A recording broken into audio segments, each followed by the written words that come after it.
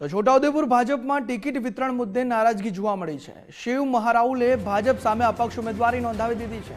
પત્નીને ટિકિટ ન મળતા કાર્યકર ભાજપથી નારાજ થયા। શીતલ કુંવરબા તાલુકા પંચાયતના પૂર્વ પ્રમુખ હતા।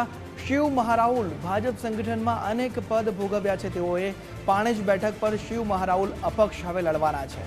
સુખરામ રાઠવાએ ભાજપના વિખવાદ પર નિશાન સાધ્યું છે અને કહ્યું છે કે ભાજપે જૂના કાર્યકરની માંગ સ્વીકારી નથી। સંકલન સમિતિ દ્વારા જ ઉમેદવાર નક્કી થાય છે તેવું ઉમેશભાઈનું કહેવું છે અને ઉમેશભાઈએ વધુમાં કહ્યું કે પાર્ટીએ શિવ મહારાઉલને ઘણું બધું આપ્યું જ છે। ગઈ વખતે છોટાઉદેપુર જિલ્લાની તાલુકા પંચાયતની સૌથી હાઈએસ્ટ લીડ પાનેજ તાલુકા પંચાયતની હતી। 1745ની લીડ હતી। આ વખતે અમને ટિકિટ આપવામાં નથી આવી। ઘણા સમયથી મને સાઇડટ્રેક કરવાની કોશિશ કહેવાતા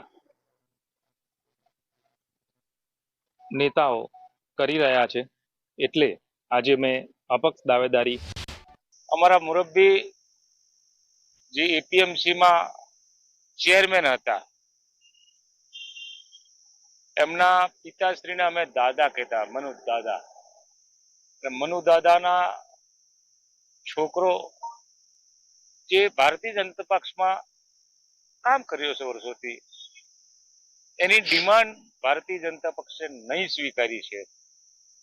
નહીં સ્વીકારીને આખરે કંટાળીને એમણે અપક્ષ ફોર્મ ભર્યું છે। ઉમેદવારોએ પોતાની ઉમેદવારી નોંધાવવાની હોય છે અને એના પછી જિલ્લાનું સંકલન, પ્રદેશનું સંકલન, આ બધા મળીને કયા ઉમેદવારને આપને લડાવવું છે એ નક્કી થતું હોય છે।